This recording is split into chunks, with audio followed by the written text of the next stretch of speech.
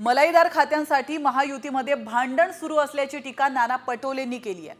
तर महायुतीनं कुणालाही मंत्री केलं तरी 3 पक्षाचे लोकच एकमेकांच्या विरोधात फाईल आणून देणार आहेत, तशा फाईल आता यायला सुरुवात देखील झाली आहे असा दावा संजय राऊतांनी केलाय।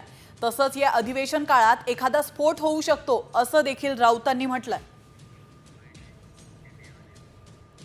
शासनाला सांगून सुद्धा शासन जे 3 लोकांचं आज आहे महाराष्ट्रामध्ये ज्यांनी शपथविधी घेतलेली आहे ते फक्त मलाईच्या खात्यासाठी त्यांचं भांडण चाललेलं आहे। कोणाला मलाईचे खाते मिळतात त्याच्यावर ते काम करतात आहे।